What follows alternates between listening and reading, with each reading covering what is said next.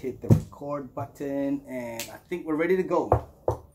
What up? Hey, so I uploaded a video about 5 months ago comparing some travel ukes that I got, actually in particular this one here, the Kala travel uke. What's the difference between a regular uke and a travel uke, you might ask? Well, a travel uke's like extra thin, just in case like a ukulele wasn't a small enough instrument to carry. But you'll see that yeah, there's a bit of thinness in a travel uke. So that's what I'm comparing today. I'm comparing three, actually maybe four different travel ukes, 3 concerts and one tenor, which is sitting right there somewhere. Anyway, the first one I got was this Kala uke. That is amazing. I love this instrument so much. It is so good. But I also discovered ukes with passive pickups, which means that they don't actually have a they don't require a battery for it, which normally goes in here. Taking the batteries out for the moment, but they normally go in there, which means I can go traveling and I can go play and I don't have to worry about the batteries going flat or replacing batteries. Not that those you know, 2032 batteries take up a lot of space anyway. Much better than like acoustic guitars with like the, you know, that square 9-volt batteries. Anyway, the shootout was between the Kala here in the beautiful spruce top finish, and also the last video that I did, compared it with this Ohana uke that is also looks pretty much identical. I won't go over too much of the differences between the Kala and the Ohana per se, because if you want to see that, go check out the previous video. Yeah, but you can see just as a side by side, they look pretty damn similar, except you'll notice that there is no space for a battery input in the Ohana, which means it just connects straight. What I've discovered now that I've played this at a live venue gig is that I can't control the tone or volume settings, and it's all up to the sound guy. So if you could, you know, that's your plus and minus. I do have a different passive pickup uke that actually has a volume and tone control, so I don't know why they didn't build one with the Ohana. Anyway, what I'm really excited about is that I finally got my hands on one of these Lanikais that I've been like wanting for so long, and now I have it. And I also think it's brilliant. It's beautiful. It looks pretty different. These come in 2 finishes. They come in the bocote or the bocote, or however you say it. It's B-O-C-O-T-E or whatever. This darker wood finish with the very nice like cream binding. And it also comes in a maple, like a flame maple, which is really nice. You know, kind of more fiery, kind of reddish look with, I think, red binding or something. It's the same kind of shape. Different tone, I imagine, but I got my hands on this one because I feel like this was kind of like the sound that I was going after instead of the other one. But now I'm curious. Now that I've got all 3 of them, I'm actually curious to how they sound like. But I've got all the time in the world to play with that on my own. But for you who are viewing right now, watching, that have just wasted 3.5 minutes with me, you probably want to know, well, why I've got 3 of these ukes. And that's kind of what I was trying to find out. Like, that's what I've been trying to find out for months and months, maybe even years, since I got my first Kala. You know, I've just got this thing about like thin ukes. I just think it looks really pretty, really unique. Yeah, so I started with the Kala, and then I picked up this Kmise one that I found on eBay. So they actually make really good ukes if you're after a uke on a budget. This Kmise company makes really interesting ukes. You can see this one's got some nice like pearl bindings as well, front and back. It's a beautiful uke, and you know, you'll notice also it's a bit thinner than a regular like semi-concert, which this is also my Kmise. Actually, I've just covered it up with Pedal Bear. Yeah, but you'll notice that this tenor, can you tell? It's a tenor. It's a little bit bigger, not by much, but it's a little bit bigger, and it's also a little bit thinner than a normal uke. So there you go. Anyway, this was just for comparison. That's my first uke, actually. My first Kmise uke. well, my first uke ever, it's a Kmise. This one's also a Kmise tenor with a low G string. But I won't, like, I didn't really want to touch so much on this one. I just thought I'd show you that, you know, that these things exist. Anyway, coming back to the original point of the video, well, right now I really want to do this shout out between the Kala and the Lanikai, because these are probably the two more expensive travel ukes that were on the market when I was looking. Actually, well, yeah, the Ohana cost about the same. So they were about like $400-ish Australian. So that kind of works out to about 400-ish Singaporean. Also about, I don't know, 300-ish US, I guess. Something like that. I don't know. You guys do the math, you do the research and stuff. It's depending on the shop and, you know, whether you're buying it new or whatever. But here we're getting to the 6-minute mark, so let's actually go through how they sound like. All right. So the Kala, I think, sounds really nice and bright.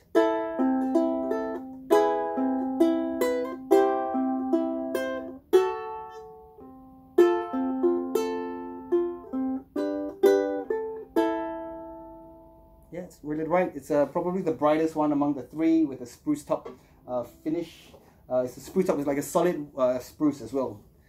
This one here with the bocote, I think it's more like a lemonade finish, kind of like the Ohana, and I'll get to what that means, I think.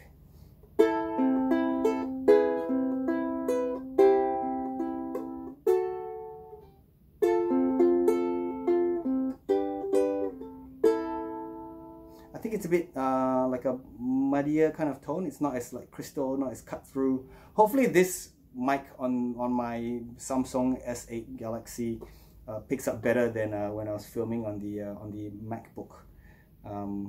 So let's see if I go like maybe something like this.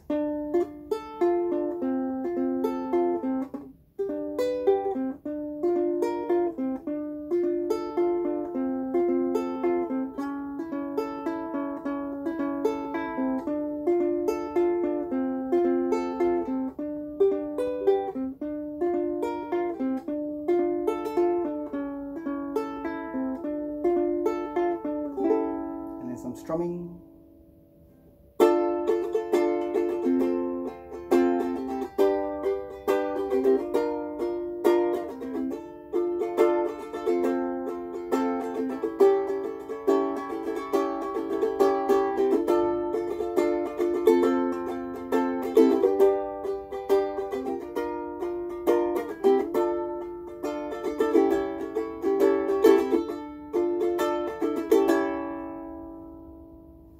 The Lanikai with the bocote finish as compared to the Kala.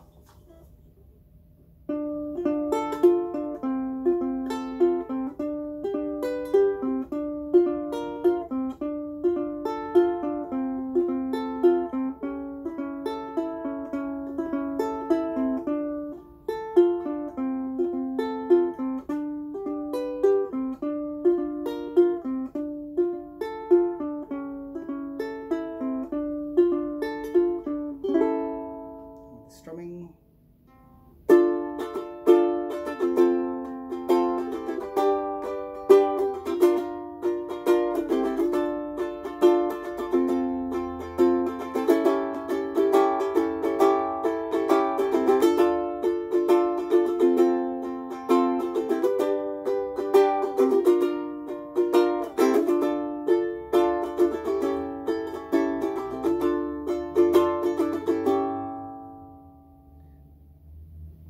Yeah, so if you've seen the last video, I think this had the much brighter or slightly brighter sound than the Ohana, and I kind of feel like it's probably because of the finish and what I say or why I think this is like a solid top, whereas this is a lemonade. Please let me know if I'm wrong.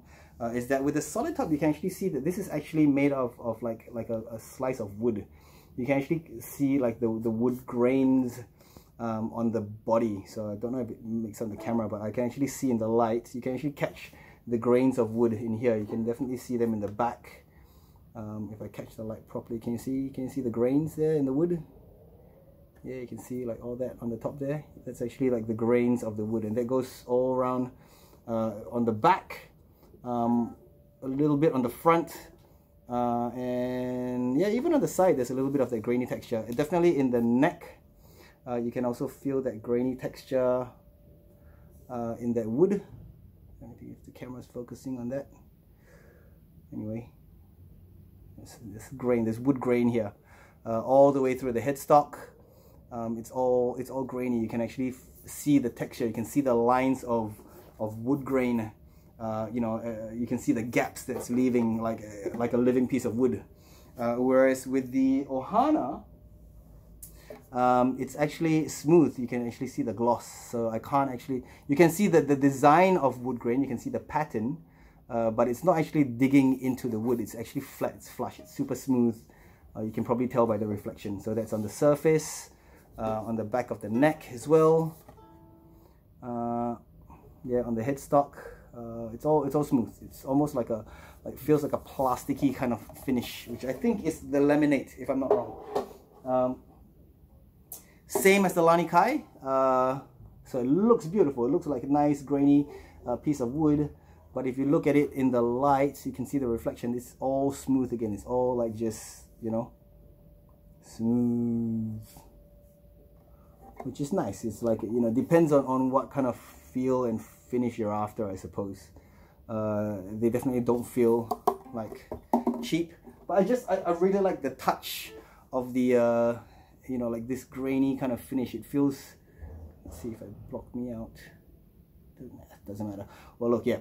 I like the texture here. Like you can actually feel it. It's yeah, it's grainy. You can scratch on this. Feel that? Yeah, it's grainy texture. Whereas this one over here, it's smooth. Yeah, there you go. That probably explains it pretty good, right?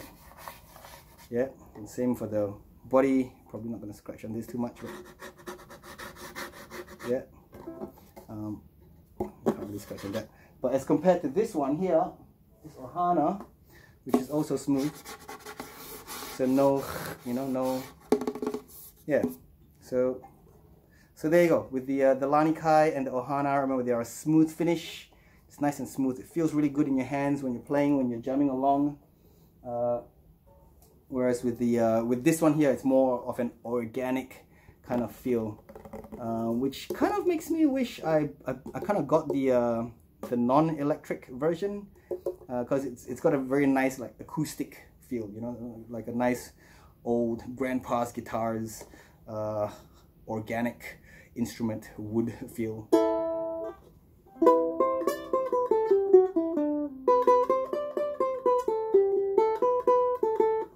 Whereas yeah, like this is like again like more like I suppose like an electric guitar kind of feel if you're used to that kind of stuff.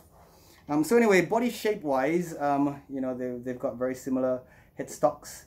The tuners, I've had this like the longest, and like I said in the previous video, like they hold the tune like really well. Like before I did this video, I just checked, retuned the guitars again.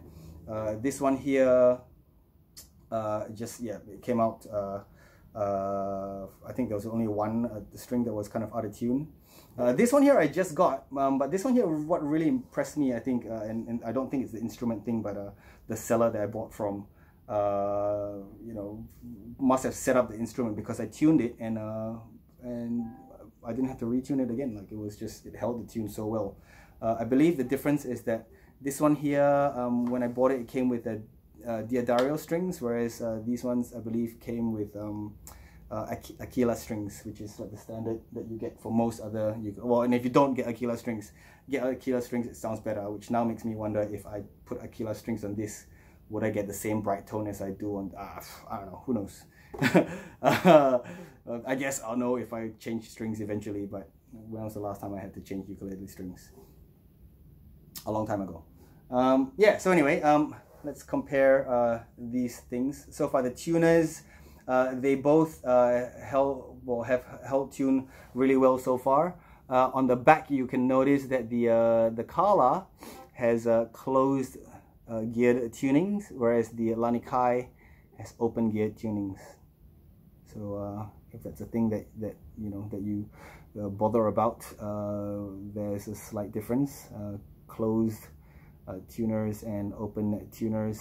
I think it's the same thing. That one just got a cover on it. Yeah, might be a thing if you are looking at changing your machine heads. I don't know. I've got like my other ukes where I change the machine head. So for example, this Kmise one, I've actually put same closed, but you can see that it's yeah, so that's probably what the inside of the kala looks like. Yeah, so it's still geared. There's still gears. Like I said, it holds tune really well. Moving up the neck, they both feel pretty good. I can't really tell much of a difference. Looking at the frets, of course, the big difference you'll notice is the single cutaway on the Lanikai, which is good for people who I guess are gonna play a bit more uppy here-y. If you're ever getting to these notes, it makes it a little bit easier to play up here. I just tend to strum. I tend to play my uke like a guitar with like power chords and stuff. So I tend to stay closer to the headstock rather than closer to the body. But if you are looking at something that, if you're a player that likes to play up the high notes, probably an important thing to consider that you've got like a single cutaway up here that gives you a bit more access to the higher frets. Whereas with the kala, I mean, you can still play it, but you've just got to change your finger position. Maybe I should do it like this. So you can, instead of coming up here, you can still stretch your fingers over. Whereas with the Lanikai, your whole hand can come over and you can play like this, if that's your playing style. Moving on, side to side, I'd say they're actually about the same width, the same thickness. Yeah. Side to side comparison, so you can see, as opposed to the Ohana, which is if you saw the last video, you'll notice that the Ohana has a slightly thicker body, just only slightly. So yeah, but yeah, like I said, this video I wanted to actually compare side to side the kala and the Lanikai. I can't believe there's not like any other music shops and stuff doing this. Yeah. Okay, in terms of the back arch, you'll see that the kala has quite a slight arch, which is actually really good. The sound projection here is really good. It sounds like a full ukulele. You wouldn't tell the difference if I played this like this and I didn't tell anyone that, hey, look, it's slim. No one's gonna tell the difference if I played it live. It just sounds like a normal ukulele. The Lanikai actually has a slightly deeper curve. Can you see? It's actually got a bigger bulge. Like and I feel like that might give it a fuller sound, but I'll let you do the listening test to check it out. But there you go, you can see this one's a bit more subtle, whereas this one's a bit more pronounced, especially like around here, I guess maybe because of the cutaway or something. But even like at the back, at the top here, you can kind of see the bump. It's quite a big eggy bump. Whereas this one here almost looks flat, but it does also have a really nice curve. Might be to do with the wood, maybe because this one's like that, remember that textured grain kind of wood, and maybe it's harder to bend wood. I don't know. Whereas this one, maybe it's more like a laminate, like plasticky kind of wood, so maybe it's easier to shape it or something. Yeah. What else? They both use the same pickups. They both use the B band pickups. They are identical as far as I can tell. Yeah, U1.2, B band U1.2 pickups. So the battery compartments also the same. There you go, B band. So yeah, I imagine plugged in, like the pickup wise, they're probably, they're exactly the same pickups. And the only difference in sound is probably the tone in the wood.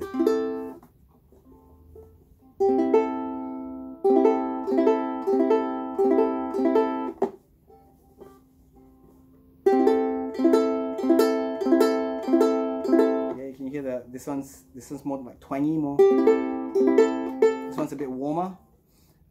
There you go. All right, so straps wise, the kala comes clean, no straps.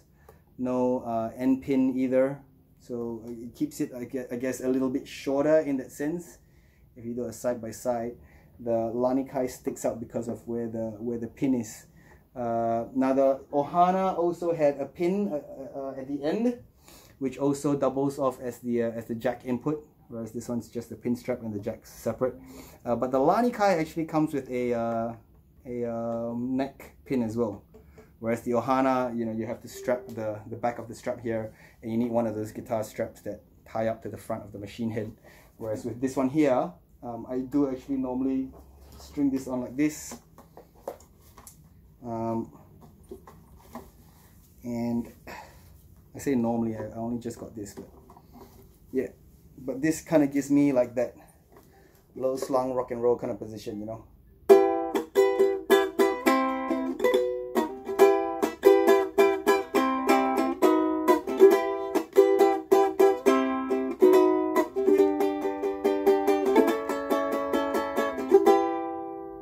So yeah, you can kind of like sling it low.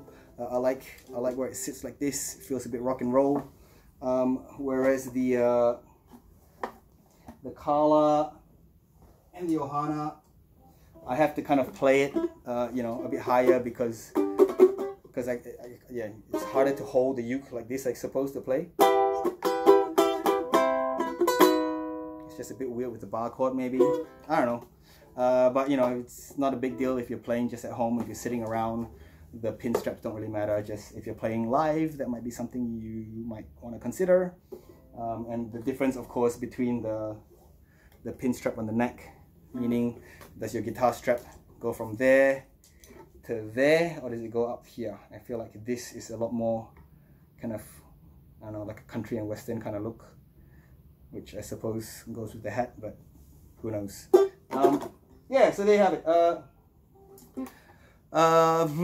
That's the travel uke comparison that I've always wanted on YouTube that I could never find. So now you have it right here. That's pretty much all that you might need to know, I suppose. Any other questions? If you leave it in the comments, I'll try to reply. I'm not very good at YouTubing. You might notice this is a one-take video because fuck editing. Yeah, well, I'm not a YouTuber. I just really wanted to put this video up for you guys to, you know, have a feel of this thing that I've been wondering for so long. I've been leaving comments around. I'm like, oh, how do you think about the Kala versus like the Lanikai travel uke? And people who do the Lanikai just do the Lanikai review, and people with the Kala do the Kala review, and everyone's like raving about both of them, and they all, and like the Ohana, like they're all really good. They're all really good ukes. I'd say if you want like a bright kind of tone, this one here, I really like the wood grain finish in the Kala. In terms of like rockability, you know, playing live on stage and looking cool, I think definitely the Lanikai comes up tops. Just because of, you know, like the extra pin strap here, which I suppose is not a big deal. You can, you know, just get a screw and a pin strap and you can drill it on yourself if you wanted to rock out, like, you know, on one of the other ukes without the pin strap pin up here. Not a big deal. The single cutaway is really useful if you're shredding. Maybe I should get to that at some point. I'm gonna sneeze at some point. No, it's gone. Might come back again. It's there somewhere. No, it's gone. Anyway, yeah. So there you go. Travel ukes, Lanikai versus Kala. And if you want to see the Kala versus Ohana, check out my other video. Just a quick one between the Ohana and the Lanikai. I'd say they're pretty similar in terms of tone and probably quite.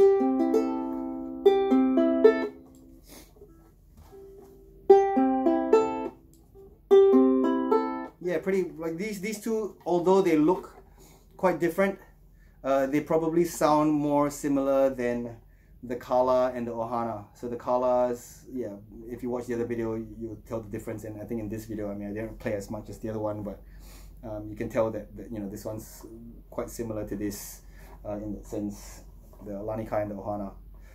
The Kala, it's got the nice bright sound. I probably said the same thing over and over again. What else do you need to know? I don't know. I guess we wrap up the video then. Woo! All right, so let me know if you've got any questions. I'll try to answer them if I can, when I can. I do apologize in advance if it's late. But yeah, thanks for watching.